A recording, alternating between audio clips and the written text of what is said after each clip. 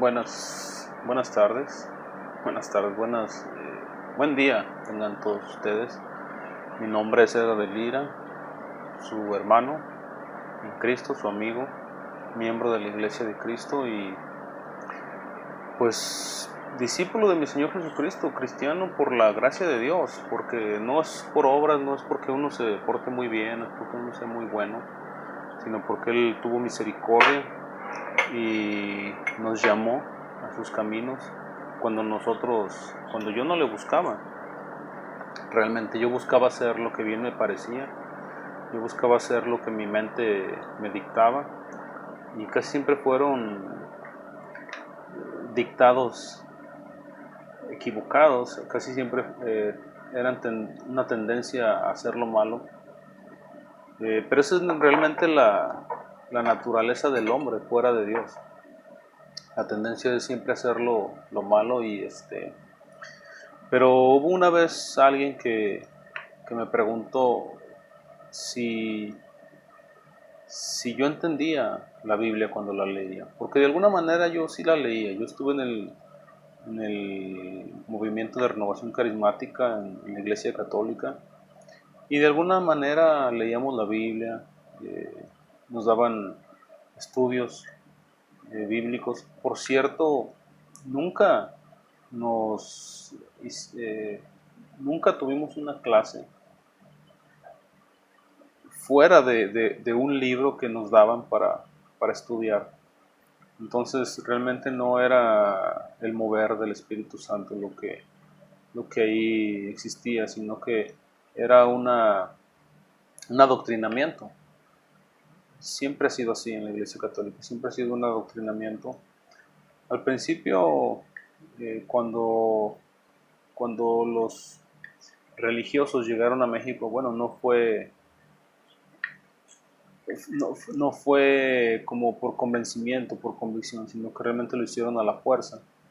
Pero ya después, con el tiempo, fue creándose esa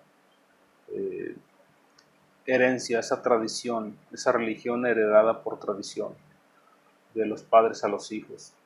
Pero realmente la mayoría de los católicos no son católicos por convicción, porque eh, porque hayan sido evangelizados, por así decirlo, sí, o que hayan salido del paganismo.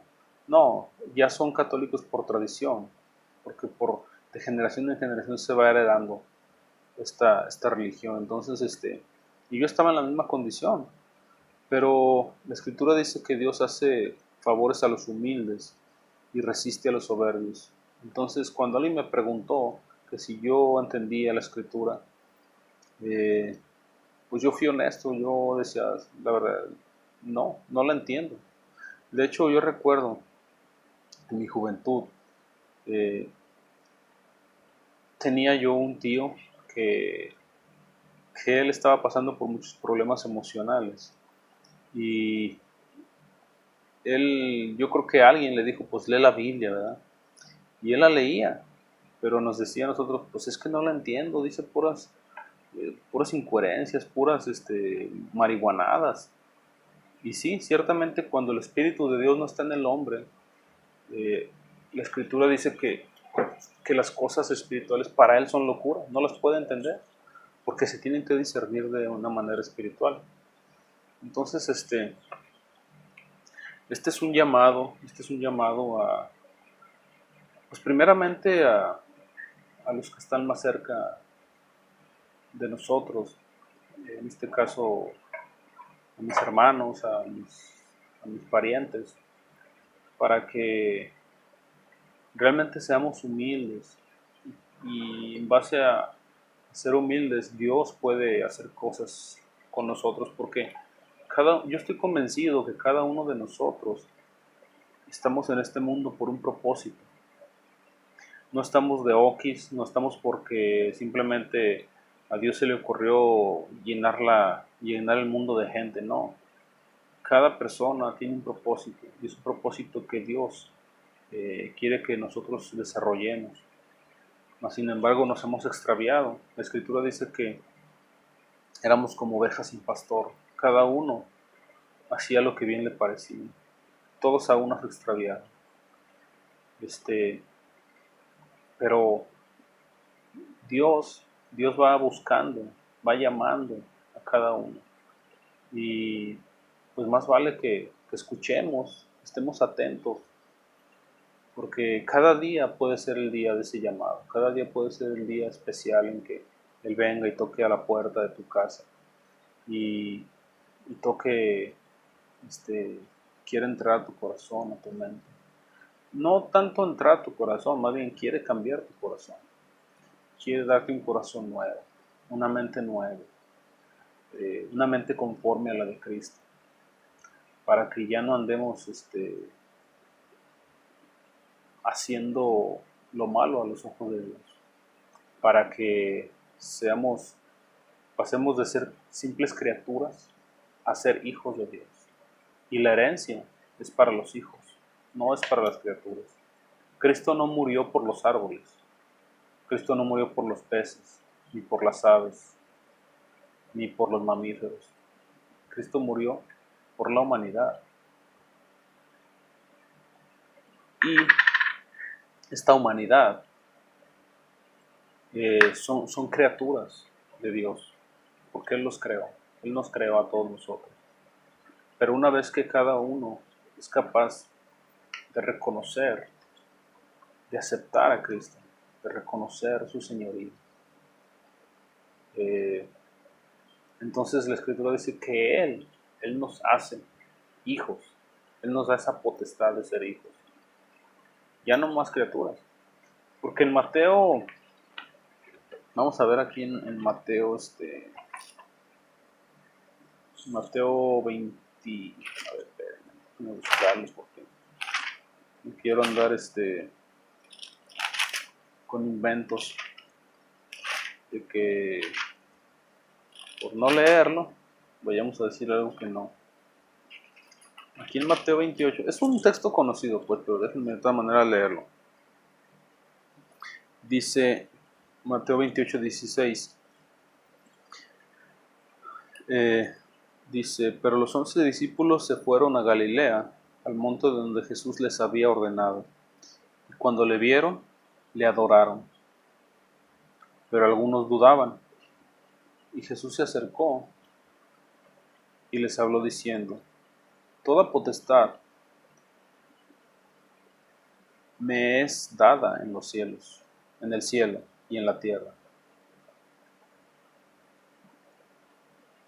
Por tanto, id y haced discípulos a todas las naciones, bautizándolos en el nombre del Padre, del Hijo y del Espíritu Santo, enseñándoles que guarden todas las cosas que os he mandado, y aquí yo estoy con vosotros todos los días hasta el fin del mundo. Esto es lo que le llaman la Gran Comisión. Pero miren, aquí en Marcos dice algo que Mateo no dice, pero que es algo que a mí se me hace muy, muy interesante. Dice, en el capítulo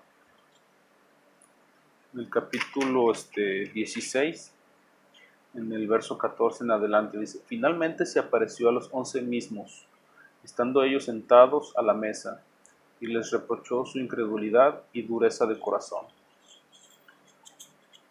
porque no habían creído a los que le habían visto resucitado. Y les dijo, id por todo el mundo y predicad el evangelio a toda criatura. Entonces aquí a la humanidad le llama, que es una creación, a cada humano les llama criatura. Lógicamente cuando dice predicar el evangelio a toda criatura, lógicamente no se está refiriendo a los animales, a los peces, a las aves, se está refiriendo a los humanos. Y dice, el que creyere y fuere bautizado será salvo, mas el que no creyere será condenado. Entonces, hay algo muy importante, que la salvación no es por herencia, no se hereda. La religión se hereda, pero la salvación no se hereda. Dios no tiene nietos, Dios tiene hijos. Entonces, El hecho, por ejemplo, que yo haya creído, no quiere decir que mis hijos automáticamente también son cristianos. No es así.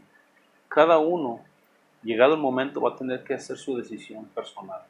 Cada uno, llegado el momento, va a tener que elegir entre creer o no creer, seguir a Cristo o no seguirlo, pero no es por herencia. Claro, nosotros le enseñamos a nuestros hijos la palabra, los caminos de Dios. Dice la Escritura, porque sus caminos no son los míos. Enséñale al muchacho para que cuando sea ya grande no se aparte, de la verdad. Entonces, claro que tenemos esa responsabilidad, pero también ni los podemos obligar y no podemos creer por ellos. Ese es el problema con muchas religiones, que piensan que la fe en Cristo se puede heredar. Y no es así. La fe es personal, porque la salvación es personal. Entonces, tenemos que entender esto. ¿Qué es el Evangelio? ¿Qué es? El Evangelio, yéndonos a una definición de diccionario, dice que es una buena noticia. Es así, las buenas nuevas de salvación, las buenas noticias. En realidad, y yéndonos a una manera práctica de verlo, el Evangelio es esa buena noticia es Cristo. Cristo es esa buena noticia que vino al mundo, que caminó aquí en la tierra, que enseñó un mensaje poderoso, un mensaje que transforma vidas, que transforma corazones, que en el tiempo que Él estuvo aquí hizo milagros innumerables. Dice el evangelista, Juan el evangelista, que hizo muchas señales, que no había dónde escribirlas, o sea que si se hubieran escrito no habría libros para escribir todo eso. Aquí lo podemos leer, miren, vamos a leer eso de todas esas señales, porque eso sí me gusta ir apoyando las cosas que uno va diciendo. Dice aquí en el capítulo 21 del Evangelio de Juan, verso 25, dice, y hay también otras muchas cosas que hizo Jesús, las cuales si se escribieran una por una, pienso que ni aun en el mundo cabrían los libros que se habrían de escribir. Amén. Es impresionante. Imagínense tantos milagros que hizo, como que para que no hubieran libros para poder escribirlos.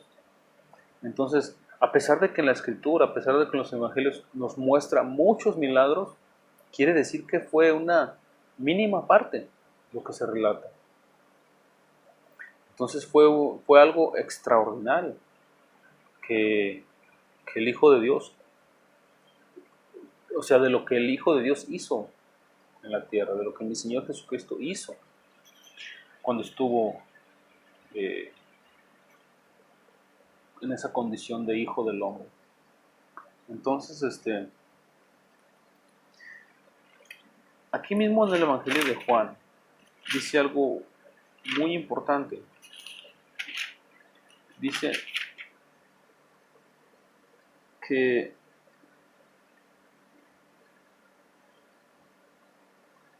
en el mundo estaba y el mundo por él fue hecho, pero el mundo no le conoció.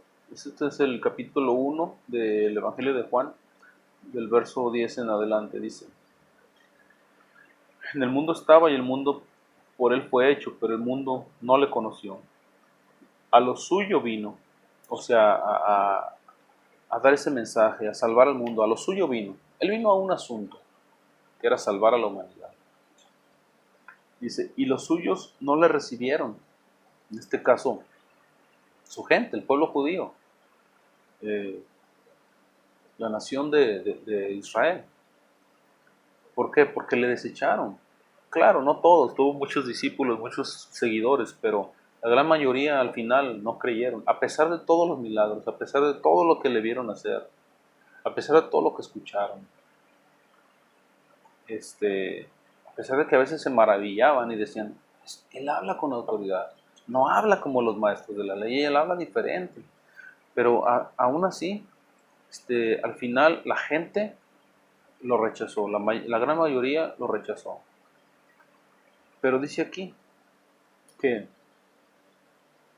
más a todos los que le recibieron, en el verso 12, más a todos los que le recibieron, a los que creen en su nombre, les dio potestad de ser hechos hijos de Dios. Y esos somos nosotros, los cristianos.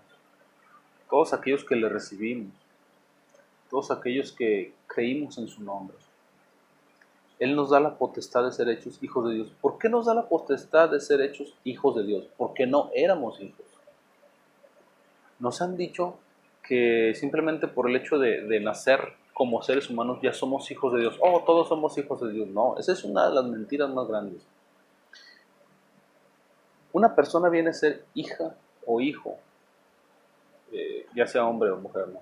Hijo de Dios, por el hecho por la fe en Cristo, por creer en el nombre de Cristo, por creer en su nombre, por recibir esa noticia.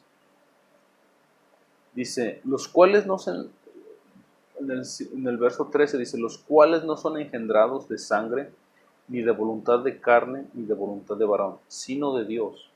Dios mismo es el que hace el cambio de una criatura a un hijo, de de un hombre natural a un hombre espiritual. Que cambia el corazón, un corazón de piedra en uno de carne. Pone su espíritu en el ser humano, porque hasta entonces el espíritu está muerto. Entonces Él despierta el espíritu del hombre. Aparte pone el espíritu en ti, su espíritu. Por lo tanto uno viene a ser una nueva criatura. No exteriormente, lógico, sino interiormente, en el corazón. A tener una nueva mente, la mente de Cristo, dice el Escritor. Y dice que no son engendrados de sangre, o sea, no son por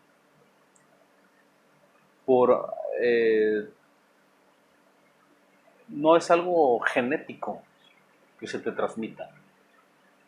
La fe no se transmite genéticamente. Tampoco porque alguien quiera transmitirlo. Es decir, o sea, no porque alguien pueda creer por ti. Por ejemplo, hoy en día, y bueno, ya esta práctica tiene años, que llevan a un bebé a bautizar. Y le preguntan al padrino, supuestamente el padrino contesta por el bebé. Y le dicen, ¿renuncias a Satanás? Sí, sí renuncio. ¿Renuncias al pecado? Sí, sí renuncio. ¿Renuncias a esto? ¿Renuncias a...? Sí, sí renuncio. Supuestamente contestando por el bebé. Pero eso no puede ser. Dice aquí que no es así. Que no es por voluntad de una persona. No es por voluntad de varón. O sea, no es porque alguien pueda hacerlo por ti. No es así. La fe es personal.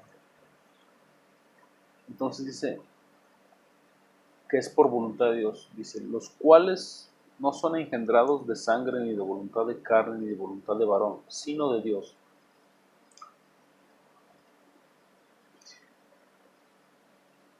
Entonces, aquí vemos cómo la fe no se puede heredar, cómo la fe no se puede transmitir, ni genéticamente, ni por tradición, ni por herencia. No es una herencia. La fe viene por el oír y el oír la palabra de Dios. No es de otra manera. Y te podrán decir mil cosas. Que sí se puede, que un padrino puede contestar por ti, que tus abuelos te la enseñan y tú tienes que seguirla y entonces ya tienes la fe. Y no, pero no es así. Ya vimos que Dios hace hijo al que cree, no al que no cree.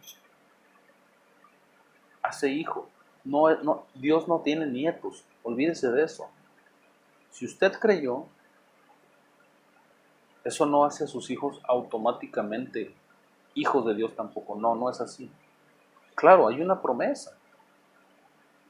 Cree y serás salvo tú y tu casa, pero esta promesa también está condicionada. No es como que en automático algún día van a ser creyentes. No, cada uno de ellos en determinado momento va a tener que ser una decisión. Cada uno de nuestros hijos, cada uno de nuestros nietos cuando los tengamos, de nuestros hermanos, de nuestros parientes, cada uno de ellos va a tener que hacer una decisión personal. No es algo que se hereda, no es algo que se transmite genéticamente.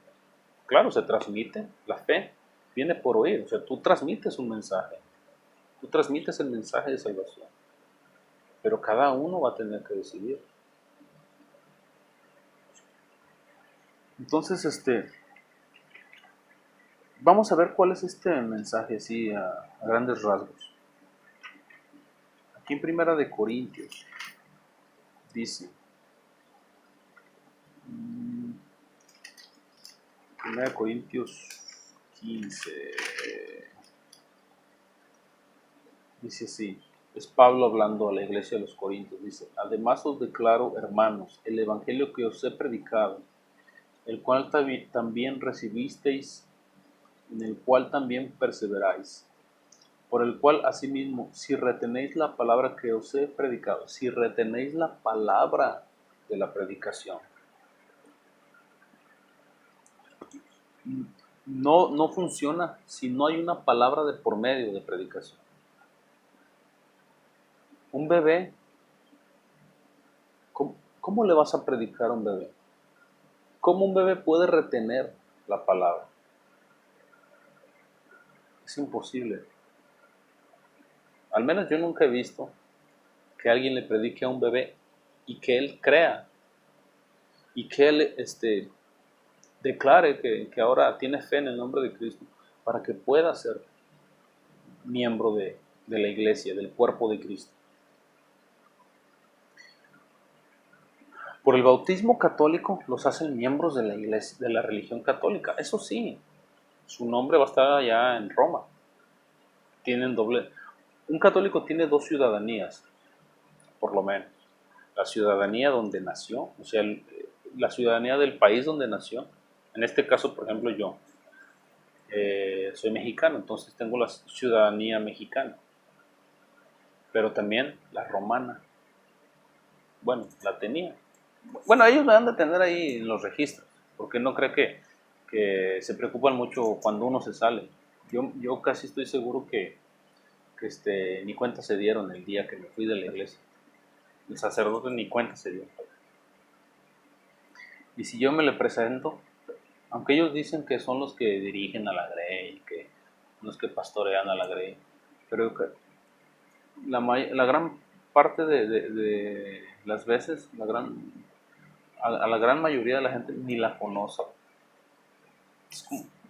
Un pastor conoce a las ovejas, un pastor conoce su rebaño, a cada uno de sus ovejas, pero ellos no. Yo le aseguro que si me ve en la calle, no sabe quién soy, y mucho menos va a saber que ya me fui de la iglesia católica. ¿Por qué? Porque no les importa, porque no son, ellos se apacientan solos. Esa es la realidad. Nunca yo recibí, cuando yo me salí de la iglesia católica, yo nunca recibí una visita del sacerdote diciendo, oye hijo, ¿por qué te fuiste? Oye, supe que te fuiste. Oye, ¿qué pasó, Edgar? No, no, nunca, nunca, hasta la fecha. Entonces, son pastores que se apacientan solos. Bueno, ni siquiera son pastores, porque se llaman sacerdotes, imagínense. Ni a pastores llegan, o sea, ni siquiera tienen un oficio bíblico. Porque el sacerdocio culminó hace mucho tiempo. hace muchos años. El sacerdocio bíblico, el sacerdocio que Dios ordenó, levítico, el sacerdocio que venía de Aarón, ese sacerdocio hace mucho que terminó. Una vez que Israel fue disperso, una vez que el templo fue destruido, el sacerdocio terminó. Y ahora pues no sé qué tipo de sacerdotes son. Dicen que sacerdotes del orden de Melquisedec, no, ese nomás hay uno, fue Cristo. No, no sé. Es que tienen que inventar las cosas, tienen que forzar la escritura, tienen que tratar de justificar todo lo que practican de alguna manera, porque si no, pues entonces, si ellos no justifican todo eso, pues automáticamente se derrumba su religión. No tienen otra manera más que tratar de justificar y forzar la escritura. Entonces, dice aquí Pablo, hablando otra vez del mensaje del Evangelio, dice: además os declaro, hermanos, el Evangelio que os he predicado, el cual también recibisteis. El Evangelio que recibisteis. ¿Lo recibisteis cómo? ¿Por tradición? ¿Por herencia? No. Dice que Pablo que él lo predicó y ellos lo recibieron. El cual también recibisteis, en el cual también perseveráis. Si usted no recibió un mensaje, ¿en qué persevera? Si usted no ha recibido el mensaje de salvación, ¿en qué persevera? Mire, yo le he preguntado a muchos, ok, mira, tú dices que estoy perdido porque me salí de la religión católica. Muy bien, háblame el mensaje de salvación, predícame el evangelio. Y los he esperado por largo tiempo y nunca llegó el mensaje. ¿Por qué? Porque no lo conocen. Nadie da lo que no tiene. Nadie da lo que no tiene. Y te quieren alegar de muchas cosas. Te quieren alegar de los dogmas de fe. De que si Pedro fue papa, de que si Pedro está en Roma, de que si el Vaticano está sobre los huesos sobre la tumba y los huesos de Pedro. Te quieren alegar de que si María fue sin pecado, que si fue asunta al cielo. Te quieren alegar de la transustanciación, de la Inmaculada Concepción. Te quieren discutir bueno, tantas cosas que han inventado, el purgatorio y el limbo y bautizos y misas por los muertos y oraciones por los muertos y tantas cosas que se practican.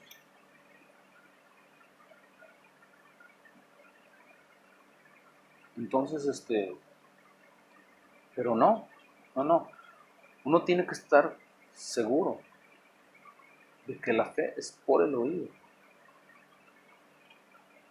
No hay otra manera de que tú tengas fe. Dice en el verso 2, por el cual asimismo, si retenéis la palabra que os he predicado, sois salvos. Si no, creísteis en vano. O sea, si tú retienes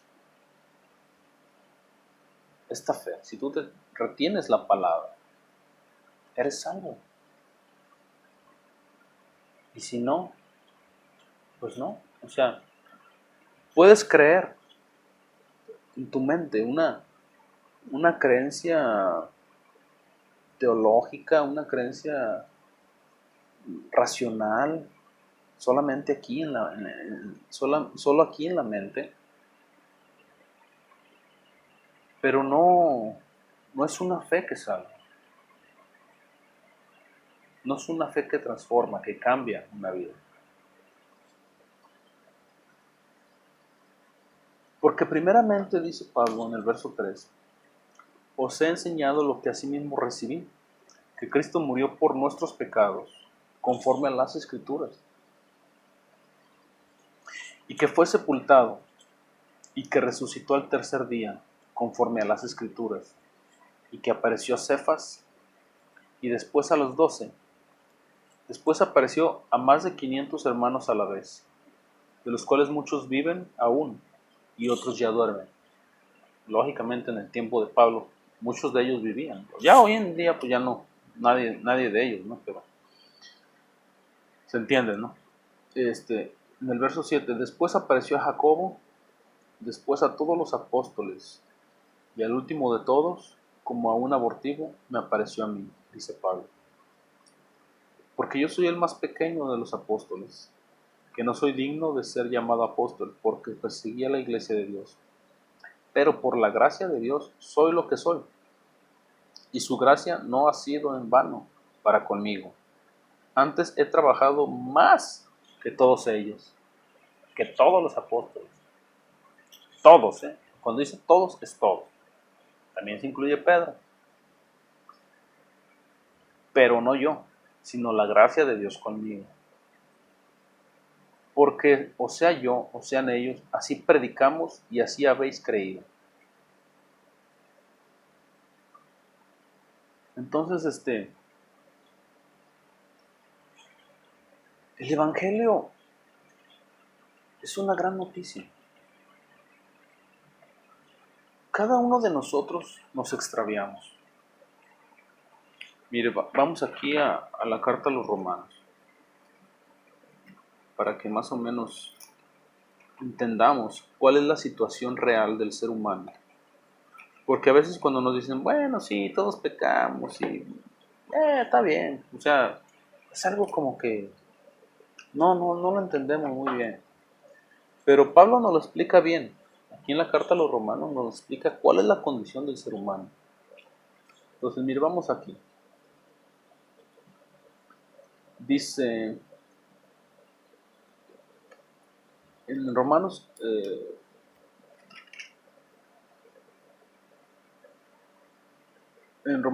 capítulo 3, verso 9, dice: ¿qué pues? ¿Somos nosotros mejores que ellos? En ninguna manera. Pues ya hemos acusado a judíos y gentiles, que todos están bajo pecado. Judíos y gentiles, que todos están bajo pecado. ¿Cuántos? Todos. Judíos y quiénes? Gentiles. O sea, en la Biblia son los judíos y todos los demás. Todas las demás naciones bajo el sol. Todos.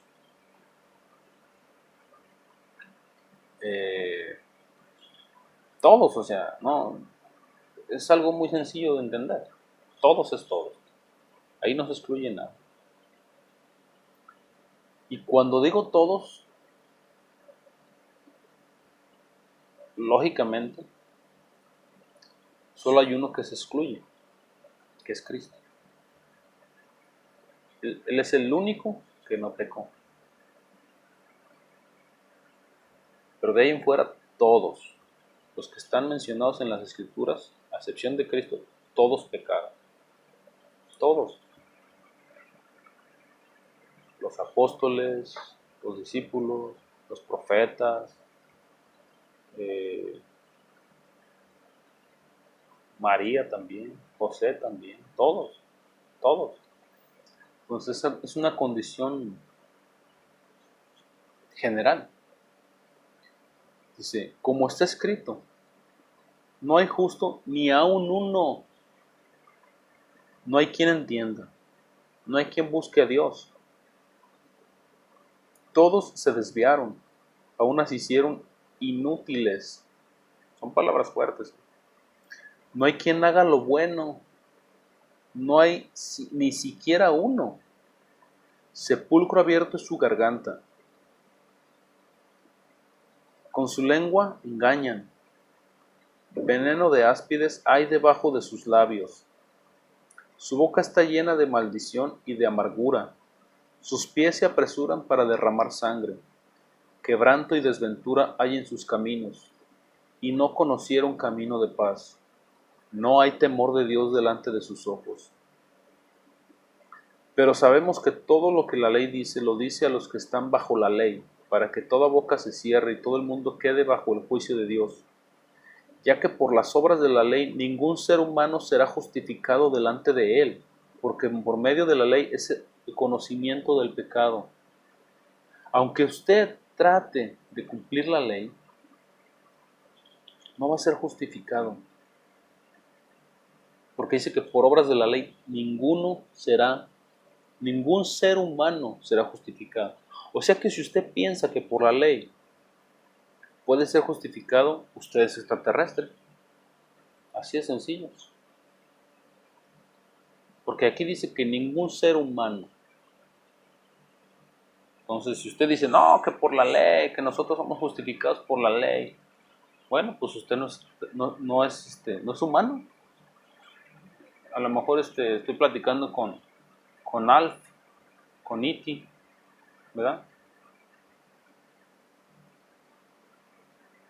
Y continuamos en el 21, dice, pero ahora, aparte de la ley, se ha manifestado la justicia de Dios, testificada por la ley y por los profetas. La justicia de Dios por medio de la fe en Jesucristo, para todos los que creen en Él, porque no hay diferencia. Por cuanto todos pecaron, todos, otra vez lo vuelvo a recalcar, por cuanto todos pecaron. ¿Cuántos pecaron? Todos. Lógicamente, se entiende que Cristo no pecó, porque la Escritura lo dice. Cristo fue ese cordero sin mancha, lo dice en la carta, una carta de Pedro. Y también más escrituras. Siendo justificados gratuitamente por su gracia, mediante la redención que es en Cristo Jesús. ¿Qué es la redención? ¿Alguna vez se ha preguntado qué significa esa palabra, redención? Mire, yo no soy teólogo, ni erudito, yo no sé nada. Pero algo que yo he escuchado, algo que he aprendido, es que Cristo pagó con su sangre por nosotros. Esa es la redención. Él pagó con su sangre. La redención en aquellos tiempos era cuando alguien pagaba un precio por un esclavo y así poder liberarlo. Tú ibas y comprabas el esclavo y ya después lo liberabas. O te quedabas con él, como tú quieras, pero esa era la redención. Pagabas por algo. Entonces nosotros, antes de venir a Cristo, bueno, más bien antes de que Cristo nos rescatara, éramos esclavos, principalmente esclavos del pecado, éramos reos de muerte. Nosotros hemos pecado tantas veces que nuestra pena, si fuéramos llevados a juicio, nuestra sentencia sería una sentencia de muerte, una pena capital. Pero Cristo muere en nuestro lugar, bajo la mano de Dios. Cristo no murió como un mártir cualquiera. No. Por eso es que cuando estaba en el huerto de Getsemaní, Él estaba con tanta angustia porque sabía que toda la ira de Dios iba a caer sobre Él. Y esto lo podemos ver aquí en Isaías, mire. Venga conmigo ahora acá, vamos a Isaías. Isaías 53. De repente la gente, a veces no entendemos muchas cosas, ¿no? Isaías 53. Dice: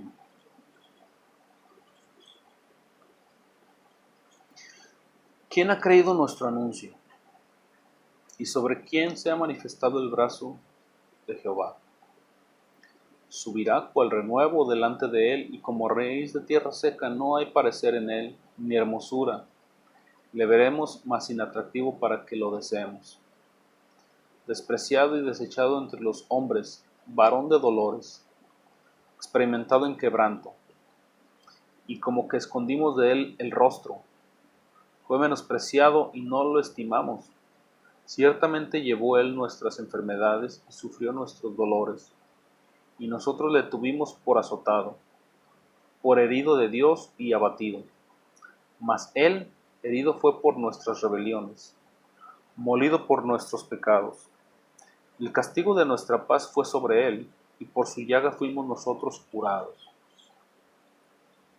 Todos nosotros nos descarriamos como ovejas, cada cual se apartó por su camino, mas Jehová cargó en él el pecado de todos nosotros. ¿Quién lo cargó? Jehová, o sea, Dios, el Padre. Angustiado él y afligido, no abrió su boca. Como cordero fue llevado al matadero, y como oveja delante de sus trasquiladores. Enmudeció y no abrió su boca.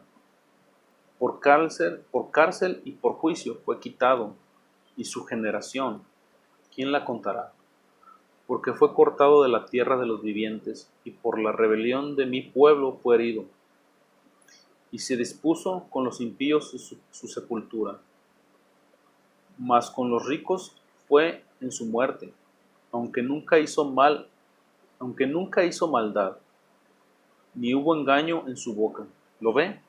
Es el único que no hizo maldad, es el único que no pecó.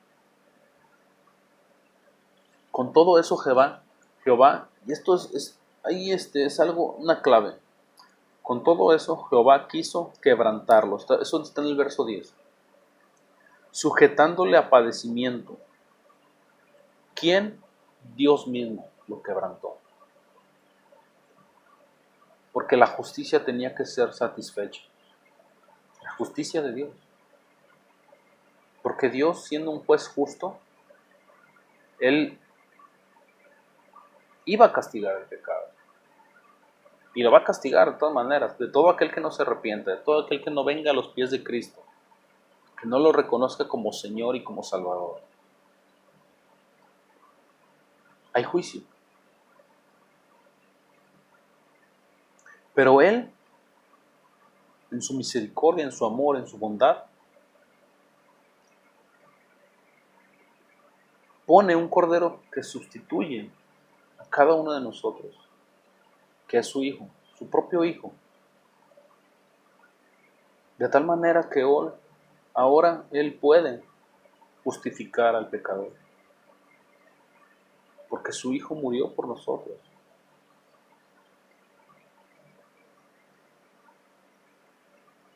Y cuando haya puesto su vida en expiación por el pecado, verá linaje, vivirá por largos días, y la voluntad de Jehová será en su mano prosperada. Esa fue la voluntad de Dios. No fue voluntad del hombre. Dios fue el que hizo esto. Y vamos a ver qué dice aquí en Primera de Pedro 2:24. Dice: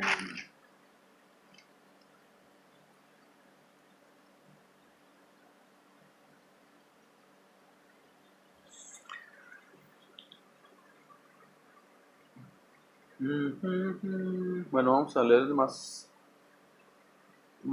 poquito más atrás. Dice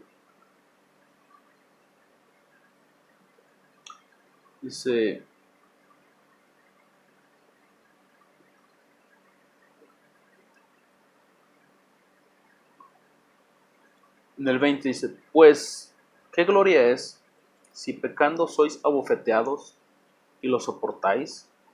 Mas si haciendo lo bueno sufrís y lo soportáis, esto ciertamente es aprobado delante de Dios. Pues para esto fuisteis llamados, porque también Cristo padeció por nosotros, dejándonos ejemplo para que sigáis sus pisadas. 22. El cual no hizo pecado, ni se halló engaño en su boca. Aquí lo dice claramente: el cual no hizo pecado. Quien cuando le maldecían, no respondía con maldición. Cuando padecía, no amenazaba, sino encomendaba la causa al que juzga justamente, quien llevó él mismo nuestros pecados en su cuerpo sobre el madero, para que nosotros, estando muertos a los pecados, vivamos a la justicia, y por cuya herida fuisteis sanados. Porque vosotros erais como ovejas descarriadas, pero ahora habéis vuelto al pastor y obispo de vuestras almas. Ve qué hermoso. Este es el Evangelio. Este es, no hay otro. Aquel que venga y le diga, no, hermano, es que mire, es que es por obras. Ese no es el Evangelio. No, mire, es que tenemos que ir de rodillas hasta tal lugar. No, ese no es el Evangelio, hermano. Ese no es. No, es que tenemos que pagar por el alma. No, no hay dinero. No hay dinero que uno pueda dar en rescate por el alma. Mi Señor Jesucristo lo dijo. ¿Qué podrás dar en rescate por tu alma? Hoy te hacen creer que puedes pagar por el alma de un difunto, ¿no? Ya no. Es imposible eso. No se puede. Dice el Hebreos que una vez que alguien muere, viene el juicio. No, ya no hay vuelta atrás. Ya no se puede hacer nada por el que murió. Lo siento. Yo sé que pues suena feo tal vez para muchos, pero oye, todo lo que ya pagué por mi difuntito, pues ya le sirvió a alguien más, eso sí. Ese dinerito que usted ya pagó, pues ya le sirvió a alguien más, pero no al difunto. Eso sí se lo garantizo.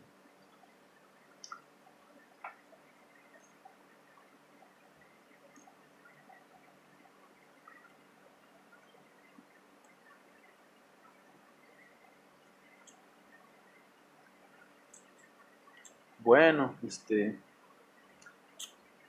aquí, mire, fíjese, dice aquí en Hebreo, dice, pero Cristo habiendo ofrecido una vez para siempre un solo sacrificio por los pecados, no más un sacrificio, ¿eh?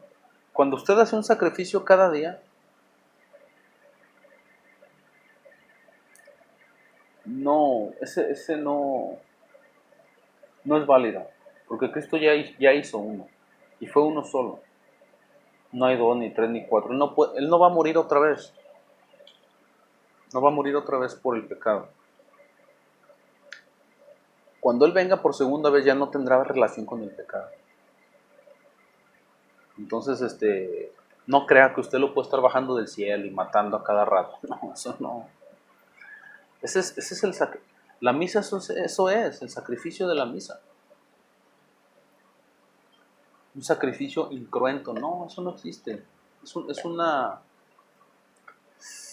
Pues es un invento.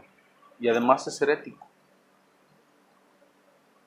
Dice, pero Cristo, habiendo ofrecido una vez para siempre un solo sacrificio por los pecados, se ha sentado a la diestra de Dios. Allá está, a la diestra de Dios. De ahí en adelante, esperando hasta que sus enemigos sean puestos por estrado de sus pies. Porque con una sola ofrenda, otra vez, una sola ofrenda hizo perfectos para siempre a los santificados. Y nos atestigua lo mismo el Espíritu Santo, porque después de haber dicho, este es el pacto que haré con ellos, después de aquellos días, dice el Señor, pondré mis leyes en sus corazones y en sus mentes las escribiré. Y añade, y nunca más me acordaré de sus pecados y transgresiones.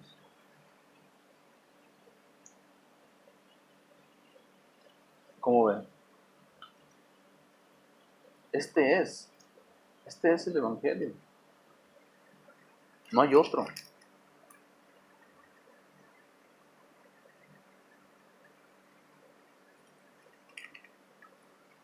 No hay otra, no hay otra manera de entender el Evangelio.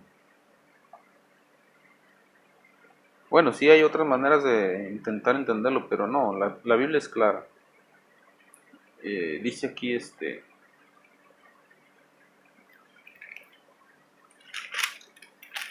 bueno, ya no quiero hacer más largo el video, ya está un poquito largo, entonces por eso Por eso, mis hermanos, ese es el Evangelio, esa es la buena noticia. No hay otra y no hay más. Cristo dijo, yo soy el camino, la verdad y la vida, y nadie va al Padre si no es por mí. No hay otro camino. El que quiere entrar por otro camino es salteador. Quieren entrar por un lado que no es la puerta, ¿no? Esos son salteadores. Bueno, mis hermanos, le doy gracias a Dios por la vida de cada uno de ustedes y esperando y rogando al Padre que en el nombre de mi Señor Jesucristo que su espíritu, que Él despierte su espíritu, que Él haga la obra en cada uno y que vengan al conocimiento de la verdad, porque dice la Escritura que la verdad os hará libre. Bien, por hoy me despido, gracias a todos, comparta si le ha sido de bendición, si le ha servido. Este es el reino, este es el espacio donde la gloria es para Cristo solamente. A Él sea la gloria, los siglos de los siglos. Amén.